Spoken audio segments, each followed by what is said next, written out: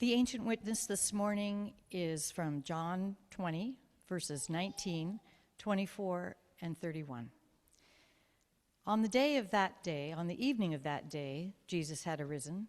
The disciples were sheltered together in a room behind locked doors, out of fear that the temple authorities would come for them. It happened that one of the 12, Thomas, named Didymus, or twin, was absent when Jesus came. The other disciples told him, "We have seen Jesus." And yet Thomas kept replying, "I'll never believe it without putting my finger in the nail marks and my hands in the spear wounds." A week later, the disciples were once more in the room, and this time Thomas was with them. Despite locked doors, Jesus came and stood before them, saying, "Peace be with you." Then to Thomas, Jesus said, "Take your finger and examine my hands. Put your hand in my side. Don't persist in your unbelief, but believe." Thomas said in response, "My Lord and my God." Jesus then said, "You have come to believe because you saw me. Blessed are those who have not seen, yet have believed." Jesus performed many other signs as well, signs not recorded here, in the presence of the disciples, but these have been recorded to help you believe that Jesus is the Messiah, the beloved of God, so that by believing you may have life in Jesus' name.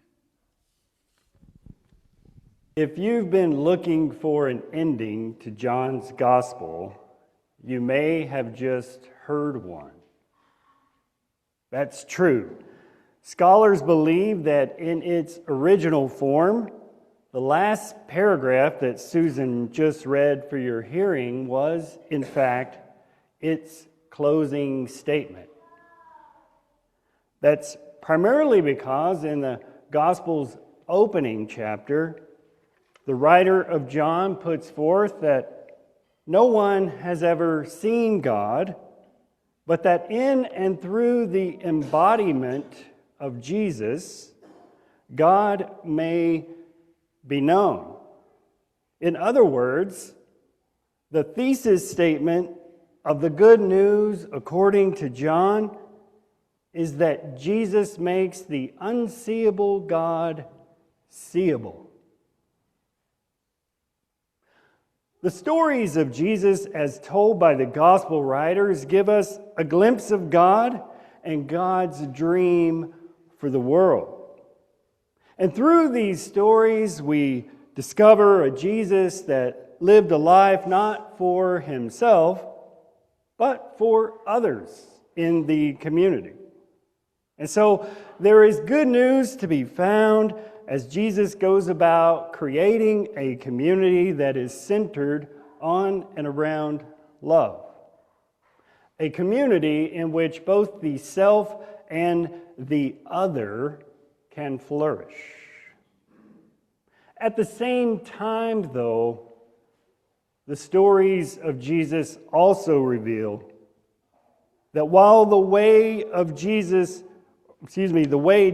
presented himself may be good news for us, it was certainly not good news for the people in power during that time. It was very bad news, in fact. Bad enough that the powers that ruled during his time clamped down. However, we know that was not the end of the story.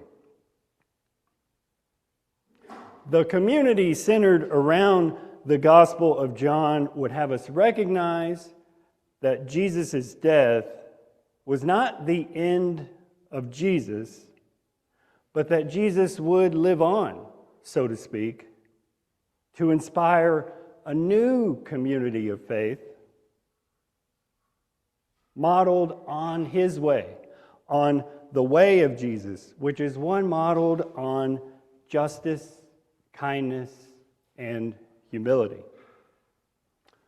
For John, then, Easter is not just about the resurrection of Jesus, but more so the resurrection of the community that surrounded Jesus, which both they and God envisioned as a community composed of all humanity. The whole human family, or as Jesus would say, all people. And so what began, as a prologue in chapter 1, verse 18, comes to a close here with the confession of Thomas and the simultaneous rebirth of the beloved community that is called to bring forth God's vision on earth. And this kingdom of God that they help to build is what we long for too. Jesus makes the unseeable God seeable. We forget sometimes that Jesus was an embodied individual. I mean, Jesus had flesh and bone, yes, but like us, he was one who cried, who slept, who thirsted, who tired, and even one who got angry from time to time. Not much is revealed about the ability of his body to move around, but he was definitely living a fully human experience. But we do discover through the way Jesus died that in his dying he did become disabled. Had he been able to survive the puncture wounds and the holes from the nails, he certainly would not have been able to move about as freely as he once did. At least not by today's standards and not by today's medicine. And thanks to the work of theologians like Nancy Eastland, we are able to get a glimpse of Jesus, and by extension, a glimpse of God through the lens of disability. Eastland was no stranger to pain. She was born with a congenital bone condition in her hips. And by the time she was 13, she had undergone 11 operations for that condition. But that was not the cause of her death in 2009 at the age of 44, nor was the spinal scoliosis she suffered through. No, she transitioned from this earthly life from a lung cancer that may have been genetic, according to reports.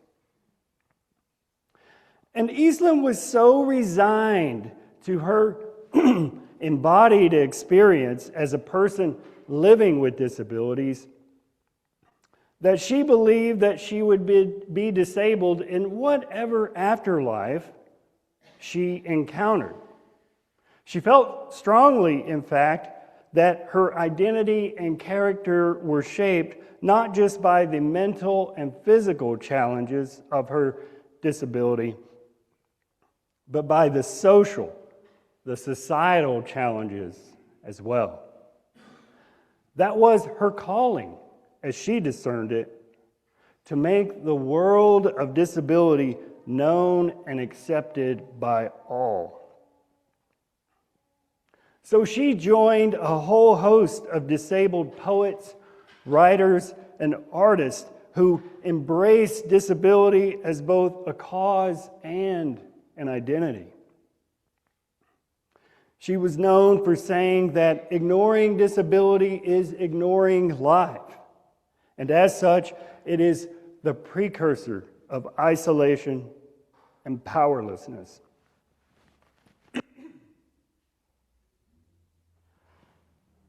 And I should note that the term persons with disabilities is preferred language because of its ability to reflect that an individual's disability is just one of many personal characteristics, as it resists fully defining who or what a person is.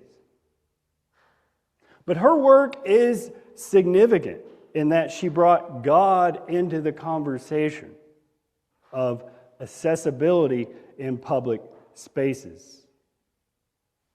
In her book, The Disabled God, she writes, quote, "Living with disability is difficult. Acknowledging this difficulty is not a defeat I have learned, but a hard-won accomplishment in learning to live a life that is not disabled." And the difficulty for people with disabilities has two parts, really, according to Eastland: living our ordinary but difficult lives and changing structures, beliefs, and attitudes that prevent us from living ordinarily.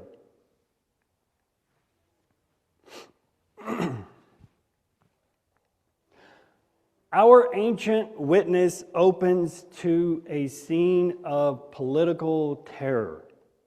A small band of Jesus' followers are huddled behind locked doors.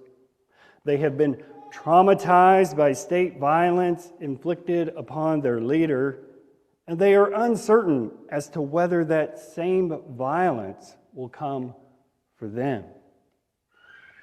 They are probably gathered in a house church, likely the home of a wealthy patron, and in their fragile state, they have determined they will need to survive on networks of protection. They will also need to find a way to form community through accessing networks of mutual care, of courage, and of resistance as well. And when the resurrected Jesus presents his impaired body to his friends and followers, he startles them, to put it lightly. They were not expecting him. And we should note that in the story, Jesus has not been cured and he has not been made whole. His wounds are present for his friends to see. But the wounds are how they know it's real. Now, some in our time would claim Jesus to be one who reappears in radiant glory, waving a sword of apocalypse and maybe even a green bulletproof vest, and with every sign of suffering magically gone. But the writer of John was deliberate to note that when Jesus does appear, it is with wounded hands and a scarred side. These are not wounds hidden from eyesight, but part of the evidence of an unjust system at work. And so the resurrection doesn't deny the violence, it doesn't pretend it never happened, but instead serves to vindicate the work of Jesus, and by extension, the work of God in the midst of and over against that violence. Furthermore, the resurrection does not waste any time, or any sense for that matter, to rebrand the suffering Jesus endured as something that is quote unquote good.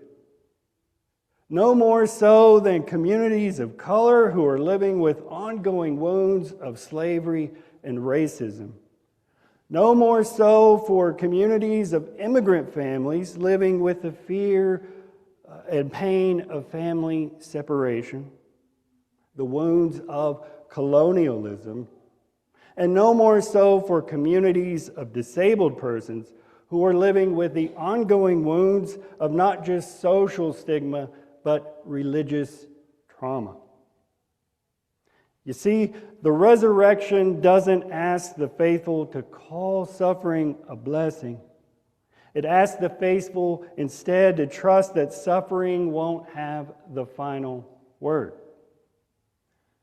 Because Jesus makes the unseeable God seeable.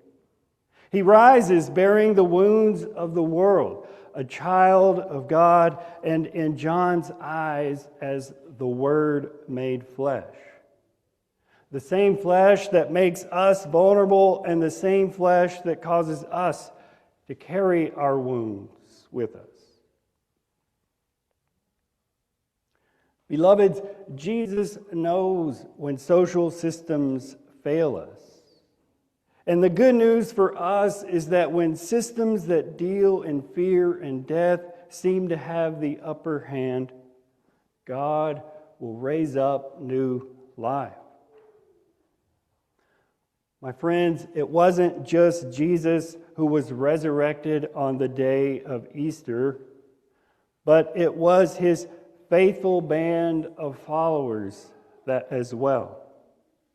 That same band of frightened and traumatized followers of Christ were raised up and called by Jesus, and by extension God, to stand up again, to move from inward focused and paralyzing fear to an outward focus, as freedom-bound witnesses of God.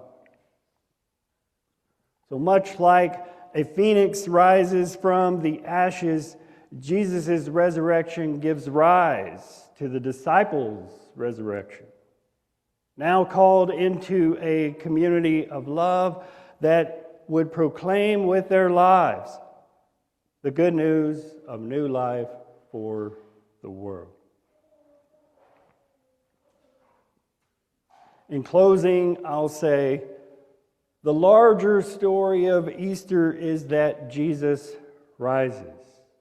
And even though he rises up again, he will only be around for just a few weeks more. But before he leaves, he promises to rise with us in a different way, in fellowship, in communion, in the work of love and justice, in the embodied presence of a hungry person or an immigrant, a prisoner, or the vulnerable. And we continue the story of Jesus as we welcome those pushed to the sidelines of society. And any time we confront power that is unjust, we continue the story of Jesus in this journey of justice and peace and making the unseeable God seeable. Thanks be to God.